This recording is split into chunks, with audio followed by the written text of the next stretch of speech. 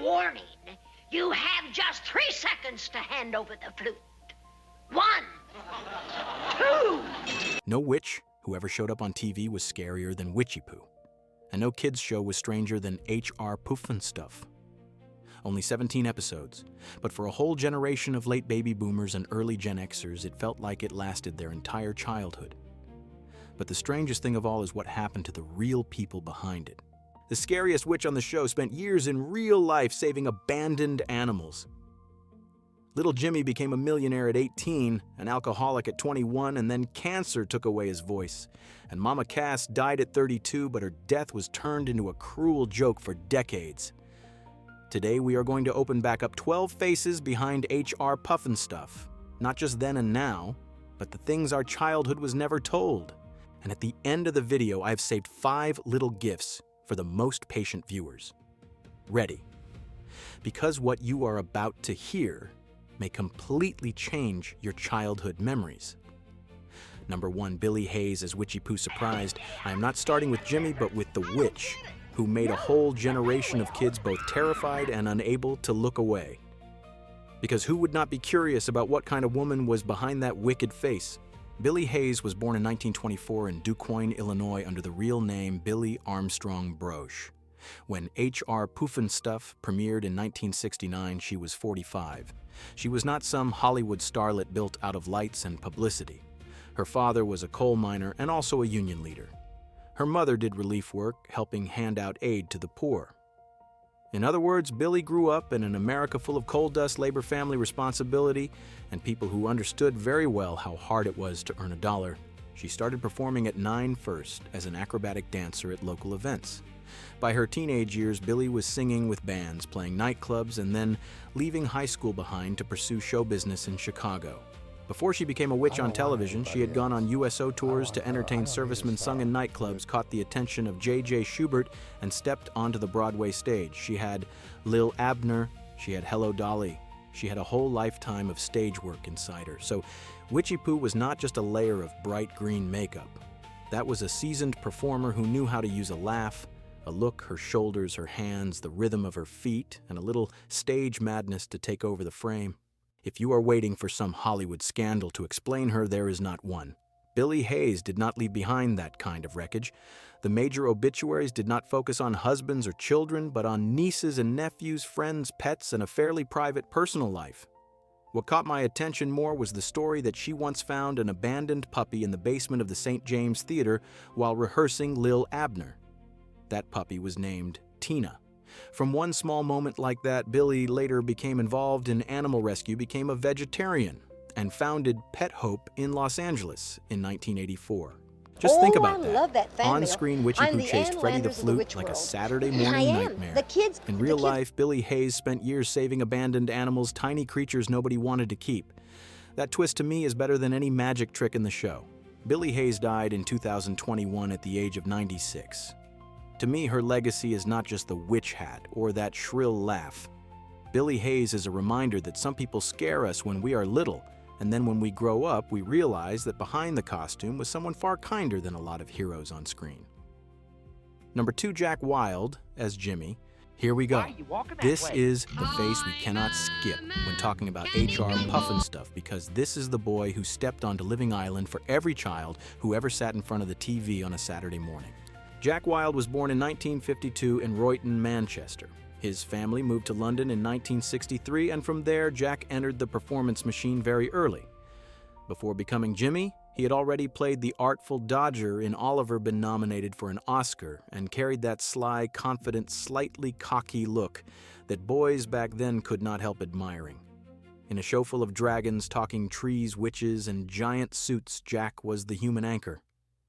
He made Living Island feel more real, but Hollywood is very good at applauding a talented child and not always very good at knowing what to do when that child grows up. There is one number that lands like a knife, millionaire at 18, alcoholic at 21. Alcohol did not take Jack in one night. It took him year by year, dragging on for almost 2 decades, slowing his career, destroying his marriage to Gaynor Jones in 1985, and dimming the face of the child prodigy who had once caught the whole world's attention.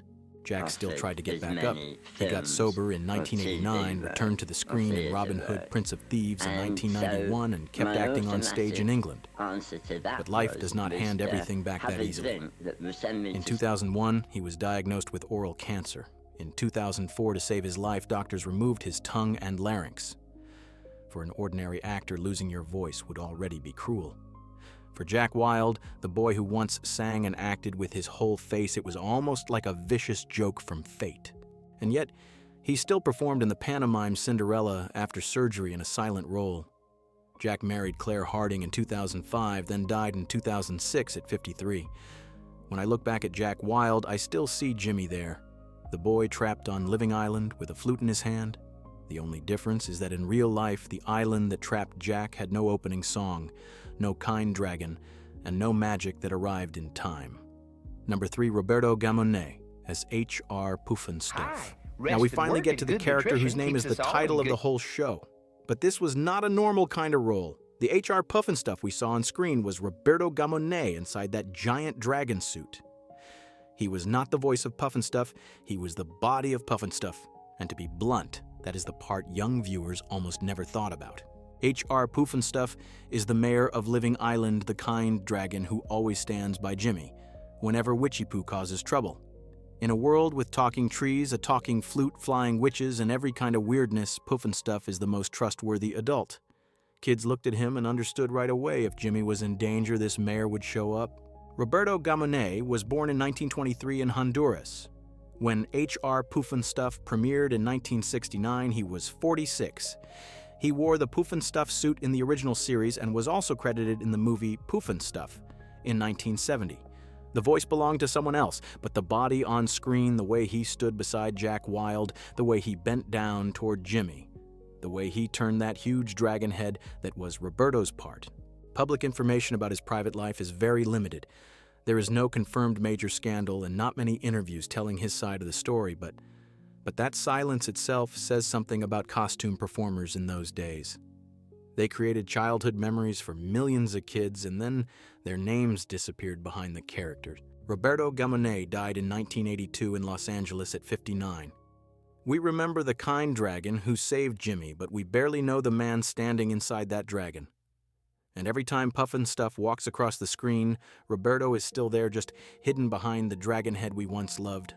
Number 4, Joan Gerber as the voice of Freddy the Flute. After the dragon comes the flute.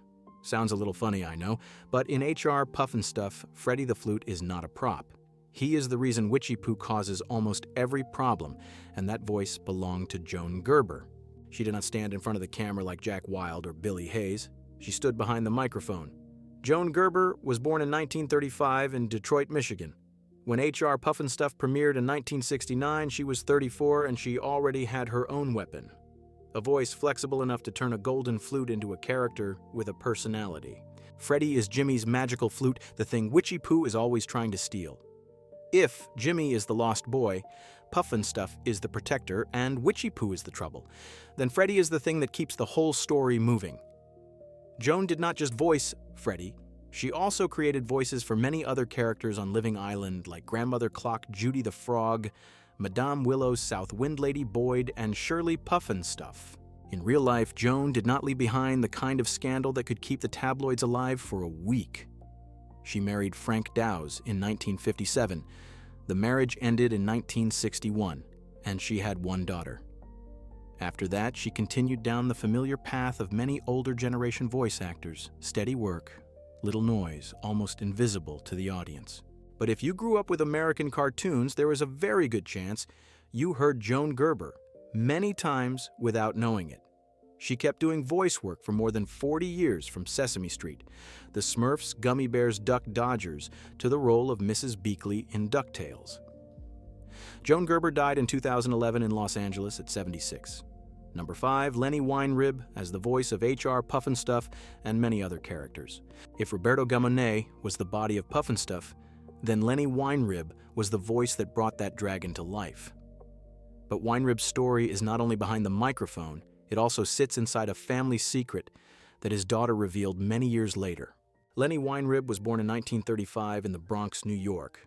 When HR Pufnstuf premiered in 1969, he was 34 and he was already known in the business as a comedian, writer, actor, and voice actor. He had studied at UCLA, performed with Carol Burnett when they were students, and Burnett later helped introduce him to bigger opportunities because she knew he had a very natural gift for comedy. In HR Pufnstuf, Weinrib was the voice of the mayor dragon the one kids trusted most on Living Island. But that was only a small part of his career. If you grew up with American TV in the 70s and 80s, there is a very good chance you heard Lenny Weinrib without knowing it. He was also McDonnell Lynn's Grimace, the first voice of Scrappy Do-Timer in ABC Time for Timer, along with many roles in the Smurfs, Voltron, and other animated shows. But the saddest part of the story is outside the recording studio. His daughter Linda Weinrib said years later that she grew up almost knowing her father only through TV. Her mother would turn on Saturday morning cartoons and say, "That is your dad." Linda also said there was a time when she felt like a secret in Lenny's life. Father and daughter first met when she was 15, but their relationship was always distant. Then Weinrib gradually left Hollywood, moving to Chile with his second wife Sonia amid personal and financial struggles. There was no big comeback, no farewell spotlight, just a familiar voice from American childhood quietly leaving the stage. Lenny Weinrib died in 2006 in Santiago, Chile, after a stroke at 71. Number 6, Walker Edmiston as the voice of Dr. Blinky and Orson Vulture. Some people do not need to clearly show their face to slip into your childhood memories. Walker Edmiston was one of those people. In HR Pufnstuf, he voiced Dr. Blinky and Orson Vulture, but that was only a small part of a whole life spent behind the microphone and behind puppets. Walker Edmiston was born in 1926 in St. Louis, Missouri. When HR Pufnstuf premiered in 1969, he was 43. Before entering the Croft world, Walker hosted the Walker Edmiston Show in Los Angeles, a local children's program that used puppets he created himself. That says quite a lot. He did not just read lines, he understood puppets, understood children, and understood how to turn a strange voice into a memorable character. For Sid and Marty Krofft, he became one of the truly reliable people. Besides Dr. Blinky and Orson Vulture, he also voiced many characters in the Bugaloo's Land of the Lost and Sigmund and the Sea Monsters. Outside the Croft world, many American viewers also heard him as Ernie the Keebler Elf in Star Trek Transformers and Adventures in Odyssey. Walker's private life had no major scandal to turn into a screaming headline. He married Evelyn in 1950 and had 2 daughters, Andrea and Erin. Evelyn died in 1998. Walker kept working for decades, almost exactly like an old-school artist, no noise, no complaining, just doing the work. He died in 2007 in Woodland Hills at 81 from cancer complications. His daughter once said he kept working until he became ill only about a month before he died. Number 7, Sharon Baird as Lady Boyd Judy Frog, Stupid Bat, and Shirley Pufnstuf. Sharon Baird is a very strange turn in this list. She was once one of the bright faces of the Mickey Mouse Club, but in HR Pufnstuf, audiences knew her through hidden characters, weird voices, and costumes that never let us see her real face. Sharon was born in 1943 in Seattle. When HR Pufnstuf premiered in 1969, she was 26. This year, Sharon is 83. She had studied dance from age 3, won Little Miss Washington at age 5, and entered television when she was still very young. Before Pufnstuf, she was not new at all. She had appeared in Bloodhounds of Broadway, the Colgate Comedy Hour, and then became a Mouseketeer on the Red Team for all 3 original seasons of the Mickey Mouse Club. In real life, Sharon also had very ordinary show business dreams. She married singer Dalton Lee Thomas when she was young. They created a nightclub act called Two Cats and a Mouse, which sounds exactly like old show business, small, close, and full of hope. But that act faded, just like the marriage. They separated around 1966, divorced in 1972, and had no children. In HR Pufnstuf, Sharon appeared as Lady Boyd, Judy Frog, Stupid Bat, Shirley Pufnstuf, and Totenhoff. After that, she continued working as a performer for the Croft world in the Bugaloo's New Zoo revue Sigmund, and the Sea Monsters, and Land of the Lost. This is the kind of work that needs body control, dance, rhythm, stamina, and the ability to perform without showing your face. That followed her for a long time. Sharon once worked as the live-action model for Frodo in The Lord of the Rings in 1978, but received no credit. In Rat Boy in 1986, she performed under heavy makeup and used the name S.L. Baird to hide her gender. Number 8. Angelo Rossitto as Clang and Seymour Spider. Angelo Rossitto did not need much screen time in HR Pufnstuf to deserve being named. This man went through Hollywood from the silent film era all the way to Mad Max, but most of his career was boxed in by his own appearance. Angelo was born in 1908 in Omaha, Nebraska. When HR Pufnstuf premiered in 1969, he was 61, meaning he had already spent more than 40 years in the business. He was about 2 feet 11 inches tall, often billed under the stage names Little Angie or Mo, and started acting in films in 1927. In HR Pufnstuf, Angelo played Clang and Seymour Spider. These were not central roles like Jimmy or Witchiepoo, but they were the kind of roles the Croft world badly needed: small, odd characters with their own walk, their own shape, making Living Island feel more crowded and stranger. Before Pufnstuf, Angelo had already passed through almost the whole history of old Hollywood. He was discovered by John Barrymore, made his debut in The Beloved Rogue in 1927, then appeared in Freaks in 1932, one of the most controversial movies of that time. Later on, he also made many B-movies with Bela Lugosi. The pain in Angelo's story was not that he lacked work. He had plenty of work. The pain was that Hollywood usually saw him only through his height. He was constantly pushed into roles as dwarfs, gnomes, pygmies, monsters, aliens, or villains. Many roles did not even credit him. And even though he was one of the busiest actors with dwarfism in Hollywood when the work dried up, he still had to go back to selling newspapers on Hollywood Boulevard. And yet, Angelo did not quit the business. He worked through many decades, from silent films, cheap horror movies, children's television, to the role of Master in Mad Max Beyond Thunderdome in 1985, and his life came to an end in 1991 in Los Angeles at 83 from complications after surgery. Number 9, Felix Silla as Polka Dotted Horse, and many other characters. Felix Silla was the kind of man who was everywhere in American childhood, but usually under a suit. In HR Pufnstuf, he was Polka Dotted Horse. To other viewers, he was Cousin It, an Ewok, a robot, an alien, a penguin, and all kinds of strange things that Hollywood needed a tough performer to climb into. Felix was born in 1937 in Roccascassale, Abruzzo, Italy. When HR Pufnstuf premiered in 1969, he was 32. Before entering Hollywood, he came up through the circus, trained in acrobatics, trapeze, and tumbling, then came to America with Ringling Brothers and Barnum and Bailey Circus. Put simply, Felix did not start with a red carpet. He started with his body stamina and the ability to take real punishment. In Pufnstuf, Felix played Polka Dotted Horse and many other characters. These were costume roles where audiences remembered the shape before they remembered the person. And that was almost the story of his whole life. Felix is best known as Cousin It in The Addams Family, but how many people ever saw his face under all that hair? Later, he was also an Ewok in Return of the Jedi, the body of Twiki in Buck Rogers, Lucifer in Battlestar Galactica, and Emperor Penguin in Batman Returns. Felix's private life had no confirmed major scandal. He was married to Sue Silla from 1965 until his death, had 4 children, and kept working steadily for decades. But the professional price was very clear. Audiences loved his characters, but usually did not know who the man inside was.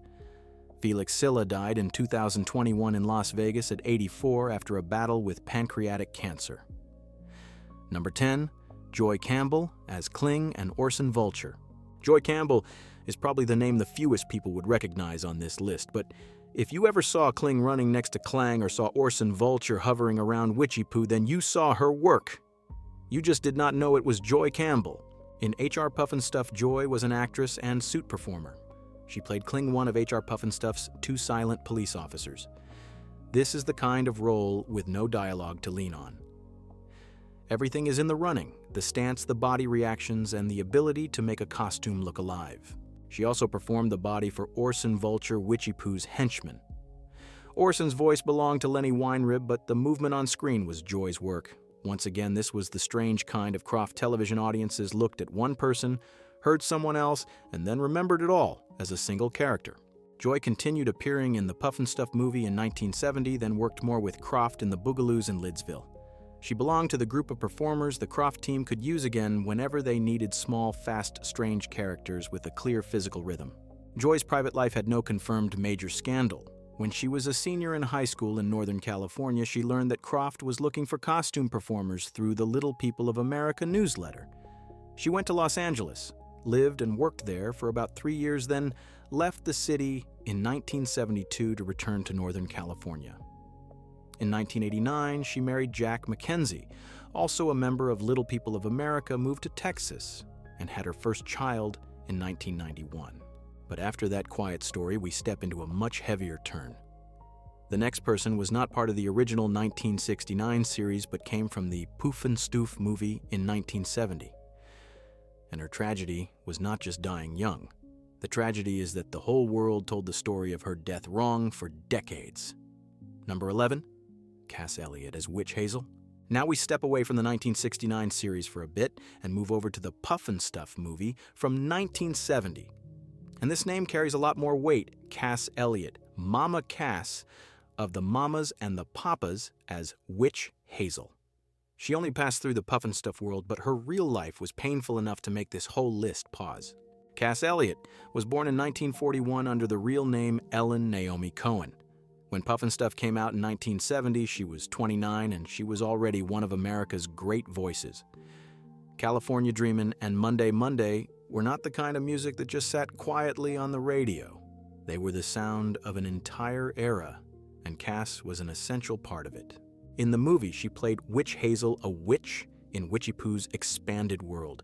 The role was not the longest one, but there is one detail that really sticks. Cass sang different.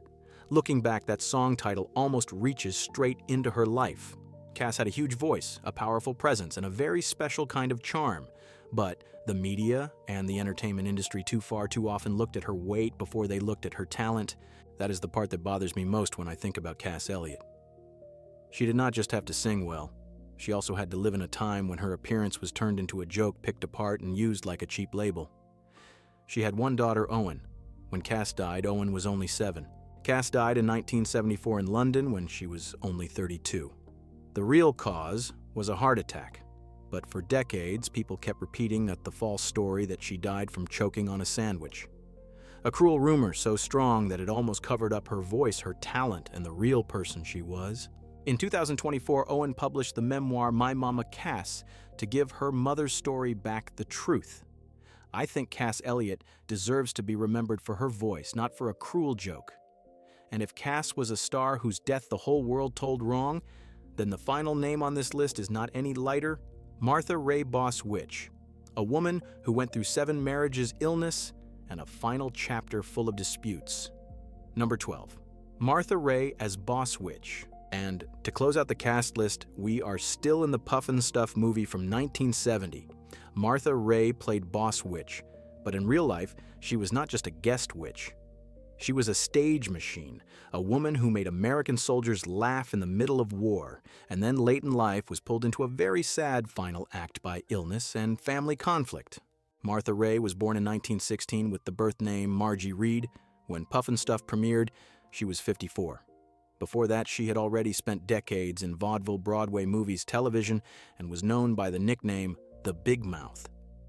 Not just because of her wide mouth, but because of her big comedy, big voice, big energy, pure old American stage style. In Pufnstuf, Boss Witch was a supporting role, but Martha was not a supporting name. The crew had worried she might be difficult, but the story from the set says she was friendly, down to earth, and even invited people from the crew to dinner. This role also brought her back into the Croft world again as Benita Bazaar in The Boogaloos. Martha's private life was far more intense. She went through 7 marriages. Her final marriage to Mark Harris, who was more than 30 years younger than her, drew a lot of attention. Late in life, her daughter once sought guardianship, and then questions about the will of the estate and who was really protecting Martha turned her final years into a very heavy story. But to be fair to her, Martha Raye was not just a noisy personal life. She performed for American troops through World War II, the Korean War, and the Vietnam War. She also helped in field hospitals, assisted wounded soldiers, and later received the Presidential Medal of Freedom. In 1990, Martha suffered a stroke. Circulation problems forced her to have a leg amputated in her final years. She died in 1994 at 78 from pneumonia after many years of heart disease. If you only remember Martha Raye as Boss Witch, you have only seen the witch hat. Behind that was a woman who had passed through almost an entire century of American entertainment. So we have now gone through 12 people behind HR Pufnstuf and the Pufnstuf movie from 1970. Some people were clearly visible on screen. Some were hidden inside suits. Some remain only as voices. But this is still HR Pufnstuf, a show with a talking dragon, a flying witch, a magic flute, and a whole strange island. So before leaving Living Island, I want to leave you with 5 final little gifts. The first gift goes back to Jack Wild. When Jack was still a teenager in America filming the show, Marty Krofft took on the responsibility of looking after him. That sounds simple until you remember that Jack had become famous after Oliver was at a rebellious age and Marty had 2 teenage daughters in the house. Later, Marty said Jack turned his life into hell. It sounds like a behind-the-scenes sitcom, but for Jack, it was also an early sign of a life starting to move out of control. The second gift is pure 70s. Pufnstuf walked straight into court because of McDonald's. The Krofft team sued McDonald's because they believed McDonaldland was too similar to the world of HR Pufnstuf, from Mayor McCheese and Big Mac to living trees and apple pie trees. If you ever looked at Mayor McCheese and felt something was familiar, you were not alone. The third gift is Billie Hayes. Only 2 actresses auditioned for Witchiepoo. Penny Marshall tried first, but she was not the right fit. Then Billie walked in, laughed like a maniac, jumped on a table, and pretty much got the role right away. Some roles are cast by resumes. Witchiepoo was cast by a laugh. The fourth gift is the Kellogg's album from 1970. Back then, you could cut a box top from a cereal box, send it through the mail, and wait for the HR Pufnstuf album. A small record, a yellow sleeve lyrics for 11 songs. Today, nobody seems to know where the original masters are, but for anyone who once waited for mail as a kid, that was not just music, that was a whole Saturday morning. And the final gift is The Wizard of Oz. Sid Krofft saw that movie when he was a child, and it became a major inspiration for Pufnstuf. A child lost in another world, witches living trees, strange companions. Maybe that is why this show still sticks in our heads. It was not just weird, it had old Hollywood magic inside it. Think about it, HR Pufnstuf had only 17 episodes, only 17 trips through Living Island. And yet, more than half a century later, we still remember that dragon, that witch, that flute, and that feeling of being both scared and delighted when we turned on the TV on a Saturday morning. And that is why I like these then and now stories. Not just to see who got old, who has passed away, but to remember that behind every strange character was a real person with family illness, mistakes, kindness, and tragedies our childhood knew nothing about. I do not know about you, but for me, this show smells like cereal in a bowl, the sound of an old TV, a living room that is still dark, and a strange world adults probably could not explain either. Now it is your turn. Who do you remember most on Living Island, Jimmy Witchiepoo, Pufnstuf, Freddy, or someone else? If you like strange old stories like this, subscribe to Weird Movie Secrets. And for today, just let Living Island stay in your head a little longer.